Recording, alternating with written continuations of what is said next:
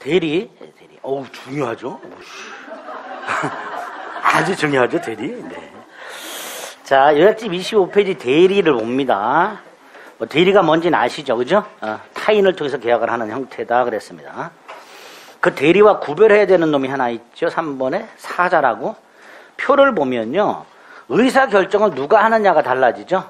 대리는 대리인이 결정하고요, 사자는 본인이 결정을 하죠.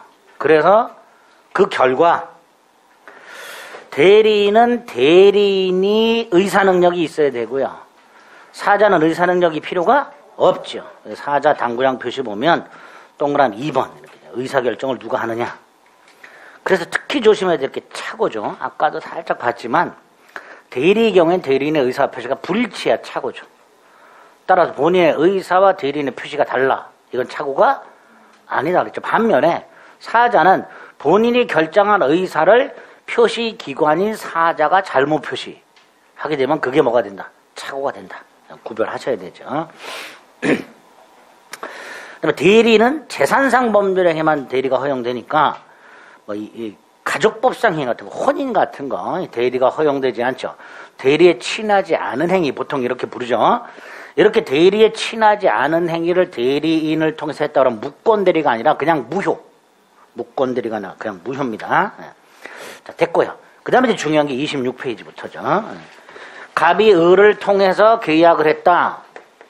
이때 이 을의 계약이 갑에게 유효하려면 을의 법률행위가, 대리행위가 갑에게 유효하려면 두 가지 요건이 필요하다. 을에겐 대리권이 존재해야 되고, 을이 대리행위할 때 본인을 위한 것임, 갑을 위한 것임을 표시해야 되고, 요 대리권과 대리행위, 여기서 이제 문제가 집중해서 나오게 되는데, 대리권에서는 대리권의 범위, 대리권의 제한, 대리권의 소멸, 대리행위에서는 현명, 이런 것들이 중요하죠. 본인을 위한 것임을 표시. 자, 그래서 26페이지 보면 대리권이 있고요, 뜻이 있습니다. 권리가 아니라 권한이다 그랬었고요. 대리권 발생 원인 중에서는 특히 임의 대리권은 본인의 수권행위를 통해서 발생하게 되고요. 반가라 1번 단독행위라는 거, 반가라 3번 분류식이라는 거, 그 다음에 대리권을 발생시키는 수권행위와 권리 의무를 발생시키는 원인관계를 구별하자. 수권행위와 원인관계 구별, 그 세 가지 정도 생각해 주시면 되고요. 중요한 게 대리권의 범위, 그 중에서 임의 대리권의 범위죠. 특히 오른쪽에 박스 달달달 외우셔야 되죠. 1번에 양가로일, 양가로일 꼭 구별하셔야 되죠. 매매계약 체결 대리권과 매매계약 체결 및 이행에 관한 포괄적 대리권, 다 똑같은데 한 군데서 차이가 있죠. 대금 지급기를 연기해 줄 수 있냐 없냐, 그거 구별하셔야 되고요.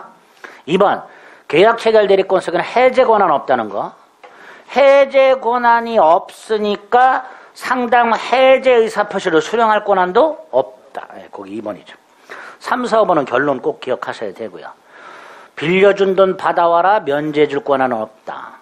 예금을 해와라 대출받을 권한은 없다. 경매를 받아와라 경매 신청 취하에 동의해 줄 권한은 없다. 결론 기억하셔야 됩니다. 118조는 임의 대리권의 범위가 불분명할 때 적용되는 보충 규정이라고 그랬죠. 두 번째 줄에 보충 규정 기억하시고요. 조문 확인하시죠. 보존과 이용 계량행위 합쳐서 관리행위만 할 수 있다. 처분행위는 못한다. 두 번째 보존행위는 무제한, 이용 계량행위는 일정한 범위 내에서만 할 수 있다. 조문 확인하고 밑에 동그라미 1번, 동그라미 2번 할 수 있는 보존행위, 가옥의 수선, 본인이 갖고 있는 채권의 소멸시효를 중단, 본인이 갖고 있는 채권을 가서 대신 받아오는 것 추심, 본인의 미등기 부동산을 등기하는 거, 부패하시는 물건 팔아버리는 거, 본인 채무가 기한 도래했을 때 갚는 거, 이런 것들이 다 보존행위가 됩니다. 그 중에서 수선, 미등기 부동산, 기한 도래 채무 변제, 세 가지는 기억해달라. 보존행위, 수선, 기억, 리을, 미등기 부동산 등기, 비읍, 기한도래 채무 변제, 세 가지는 보존행위 예로 기억해달라. 그 다음에 관리 중 이용 계량행위 할 수 있는데 4번 할 수 없는 거, 일단 처분행위 못한다 그랬죠. 그 다음에 밑줄 그어져 있는 거, 예금, 본인 예금을 주식으로, 본인 예금을 사채로, 이런 건 안 된다. 또 하나 한 페이지 넘기면 대리권 남용이 나와 있죠. 금융기관 직원이 예금 계약을 체결할 때 그 예금을 받아갖고 횡령을 할 의도가 있었다. 즉 본인의 이익이 아닌 자신의 개인적 이익을 도모하는 대리행위랬다. 이런 걸 배임적 대리행위라 하고요. 원칙적으로 본인에게 유효하다. 다만 상대방이 대리인의 배임적 의도를 알았거나 알 수 있었을 때는 107조 1항 단서를 유추하여 본인에겐 무효, 즉 본인은 책임지지 않는다. 기억해달라. 그리고 이 효과와 관련된 원칙과 예외를 꼭 나눠서 기억하시고요. 특히 예외에 107조랑 단서를 유추한다는 거 잊지 마시자. 판례 확인하고요. 뭐라고 돼 있어요? 두 번째 줄에? 예금주가 병이 그 임직원의 배임적 의사를 알았거나 알 수 있었다면 무효가 되니까 본인인 금융기관은 예금계약에 대한 책임을 지지 않는다. 판례죠? 중요한 게 이제 대리권 제한이죠. 양가를 본 자기약 쌍방대리 원칙적 금지 124조. 대리인 본인 허락이 없으면 본인을 위해서 자기와 행위하거나 당사자 쌍방을 대리하지 못한다. 그러나 채무이행은 할 수 있다. 그러니까 아하, 원래 안 되는데 할 수 있는 게 두 개구나. 본인 허락한 경우하고 채무이행. 그죠? 그래서 반가로 1번에 허용되는 것과 허용 안 되는 것. 자, 허용되는 것 중에서 본인 허락이 있는 경우, 다툼 없는 단순한 채무이행 경우, 그 채무이행과 관련해서 밑줄 그어져 있는 거. 돈 빌린 차주가 돈을 빌려준 대주에게 다이렉트로 갖질 않고 쌍방대리인인 사채 알선업자에게 한 변제. 이게 채무 변제죠. 할 수 있다. 그 다음에 그 부동산 이전 등기 신청. 그 정도. 허용되는 거. 이해를 기억합니다. 본인 허락. 다툼 없는 단순 채무 이행. 그 다툼 없는 단순 채무 이행과 연결된 차주가 사채 알선업자에게 한 변제. 그 다음에 이전 등기 신청. 법무사 생각하시면 되죠. 만약에 위반하면 무권대리로서 무효. 무권대리로서 무효.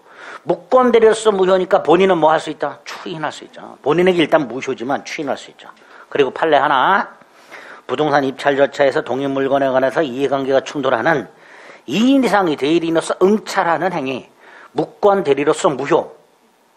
무권대리로서 무효까지만 기억하지 마시고 따라서 본인은 추인할 수 있다. 본인에게 무효지만 추인할 수 있다까지 기억을 해야 됩니다. 자, 2번은 조문만 나오죠. 119조. 대리인이 수인이 있을 때, 여러 있을 때 원칙이 각자들이. 그거 기억하시면 되고요. 오른쪽 대리권 소멸사유 조문 외워야 되죠. 127조는 임의대리 법정들이 공통된 소멸사유 본사 대사성파. 성년 후견에 계시면 대리권 소멸사유, 한정 후견에 계시는 대리권 소멸사유가 아니라는 거. 본인은 사망만 대리권 소멸사유라는 거. 근데 128조는 임의대리의 특이한 소멸사유 2개. 원인관계 종료와 수권행위 철회. 조문 꼭 기억해달라. 됐죠? 대리권에서 딱 기억할 게 이 정도예요. 특히 범위, 제한, 소멸사유. 이 세 개는 꼭 기억을 해야 돼. 대리행위. 을이 갑을 이유하여 병과 계약을 하는 걸 말하죠. 그러니까 당연히 한 장 넘겨서 114조 1항. 본인을 위한 것임을 표시해야지. 이걸 대리의사 표시 또는 현명이라고 부른다 그랬어요. 그러면 직접 본인에게 효력이 된다. 직접. 2항. 대리인에 대한 제3자라고 되어 있어요. 이 제3자가 상대방이죠. 상대방의 의사표시 적용을 하니까 이 경우에는 상대방이 본인을 위한 것임을 표시해야 되죠. 1항은 대리인이 표시하는 거고 2항은 상대방이 표시하는 거니까 1항은 능동, 2항은 수동 이렇게 되죠. 115조. 만약에 본인을 위한 것임을 표시하지 않으면 그 결과 대리인 자기 자신의 행위로 본다. 즉 대리행위가 아니다. 그런데 상대방이 알았거나 알 수 있었다면 다시 대리행위가 된다. 조문 일단 확인 꼭 하셔야 됩니다. 양가를 1번 본인을 위한다는 건 이익을 위한다는 뜻이 아니라는 거. 2번 본인을 위한 것임을 누가 표시해야 되는가. 현명의 주체. 아까 1항 대리인이 능동, 2항 상대방이 수동 이렇게 되겠죠. 현명의 방식 분류식이죠. 그러니까 관련 판례 매매 위임장을 제시하는 게 현명이란 말이죠. 현명했으니까 계약서에는 대리인 이름만 쓰고 대리인 도장만 찍었다 하더라도 대리행위로 봐라. 타인 물건 매매가 아니다. 얘가 매도인이라면 이게 대리행위가 아니라면 얘가 매도인이고 타인 물건 매매가 되는 거예요. 그죠? 근데 위임장을 제시했으니까 얘가 매도인이 되는 거고 따라서 이건 대리행위로 봐라. 타인 물건 매매로 봐서는 안 된다. 그 관련 판례 기억해 주셔야 됩니다. 4번 현명하지 않았다면 대리인 자기 행위로 본다 그랬죠. 대표적인 게 관련 판례 2번 A 갑의 부인 남편 갑술 부동산에 대해서 병과 돈 빌리면서 가등기를 설정할 때 남편 갑이 아닌 갑하고 비슷하게 생긴 을을 데려가서 을이 병한테 내가 갑이오 이렇게 명의 도용이죠. 대리행위 아니죠. 대리행위 아니란 말이죠. 그러니까 표현대리도 성립하지 않는다 이렇게 되겠죠. 대리행위가 아니니까 표현대리도 성립하지 않는다 이렇게. 자, 오른쪽 대리행위 하자. 의사표시 대리인의 의사표시가 비진이 허위표시 착오 사기강박 등등 선악 등등에 의해서 영향을 받을 때 누굴 기준으로 판단해라. 을을 기준으로 판단해라. 사기를 당해도 대리인이 사기를 당해야 갑에게 취소권이 생기고 착오도 대리인의 의사표시가 불일치해야 착오가 되는 거고 적극가담도 대리인이 적극가담을 하게 되면 설령 본인이 적극가담 사실을 몰랐다 하더라도 무효가 된다. 그 116조 1항 대리인을 기준으로 표진해라. 2항은 본인의 지시에 쫓아가 포인트죠. 결론만 기억하면 된다고 그랬죠. 대리인의 부지를 주장하지 못한다. 그 조문 기억하자. 밑에 양가로 1번에 반가로 1번 대리인 표준한다는 건 동그라미 1번 동그라미 2번 두 개는 기억하자. 반면에 본인 기준하는 것 중에서 110조 2항 받고 동그라미 2번 궁방만은 본인 기준 궁본 경무대 불공정한 행위가 성립했을 때 궁방만은 본인 기준 판단해라 이렇게 되겠죠. 양가로 3번은 이 대리행위 하자고 전혀 상관없는 거죠. 대리인이 사기친 거죠. 대리인이 사기쳤죠. 이때 사기당한 병의 입장에서 보면 을의 기망은 갑의 기망하고 똑같단 말이죠. 그래서 아까 뭐라 했어요?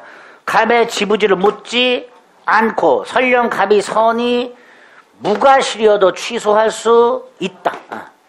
조심해야 되죠. 그거. 자, 다음 페이지 3번 대리인의 능력. 대리인은 일단 의사 능력은 있어야 되죠. 꼭 기억해야 돼요. 행위 능력자일 필요 없다. 117조. 행위 능력. 의사 능력은 있어야 돼. 이번 행위 능력자는 요하자. 그 말은 미성년자와 같은 제한 능력자도 타인의 대리인으로서 단독으로 유효한 대리행위를 할 수 있다라는 뜻이죠. 그러니까 제한 능력자의 대리행위를 취소할 수는 없다. 이렇게 되겠죠. 반면에 본인과 제한 능력자 사이의 원인관계, 위임계약 이건 대리행위가 아니지. 그러니까 이건 취소할 수 있다. 이렇게 되겠죠. 3번에 양가로 1, 양가로 2, 양가로 3 두 번째 줄까지 본인과 대리인 간의 기초적 내부 관계는 대리인의 제한 능력을 이유로 취소할 수 있다. 여기까지 딱 기억하시면 되죠. 대리행위는 본인에게 직접 효과가 계속된다 그랬고요. 이때 본인은 대리인이 대리행위를 할 때 본인은 의사능력도 행능력도 필요가 없다. 이렇게 된다 그랬죠. 딱 요 정도가 대리 파트에서 첫 번째로 나올 수 있는 파트가 됩니다. 대리권과 대리행위.